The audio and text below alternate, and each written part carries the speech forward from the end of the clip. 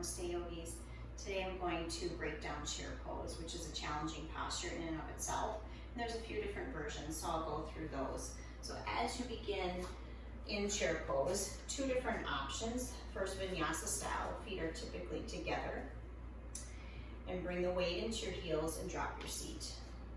So what can happen in chair pose is people are leaning forward. So all my weight now is in the ball mounts of my feet rather than in my heels. So think about drawing your weight back. And then, of course, the quads are active, but you want to think about engaging your core. So draw your hip bones, these bones right here, draw them up towards your ribs.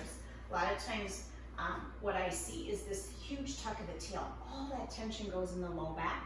So you want to keep the natural curve in your low back and just engage through the core. Keep your chest lifted and drop your butt nice and low.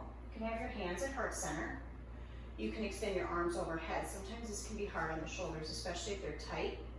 So a nice option in your chair is to draw your arms back. You can also goal post your arms. That's easier on the shoulders, hands at heart, or extend your arms out, palms down. So wherever your arms are, they're active. So if you have them extended forward, keep your triceps engaged. If they're overhead, turn your pinkies in, work your biceps back towards your ears. So that is one style of chair. Keeping the weight back, engaging the quads, the belly, keeping the chest lifted. Another option in a hot class, often see feet hip distance apart, but it's the same idea.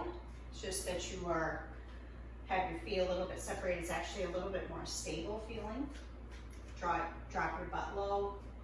Typically in a hot class, arms are extended forward.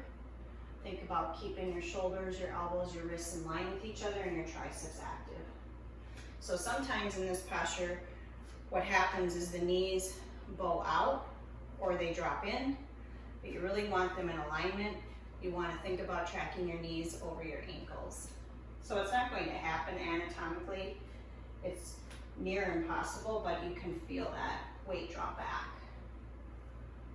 All right, so instead of coming forward, think about drawing back like you're reaching for a chair. And then breathe. So a lot of times when we're in challenging postures, we hold our breath.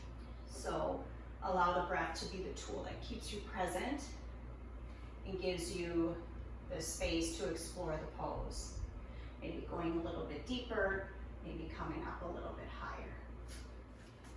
If you're looking at building some strength, another nice option in chair is to use a block between your thighs. And that's really going to activate through the belly. So place a block between your thighs and drop your butt low.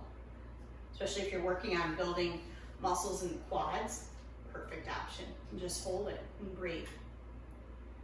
All right, so that is chair pose. If you have any questions, please do not hesitate to reach out. Thank you.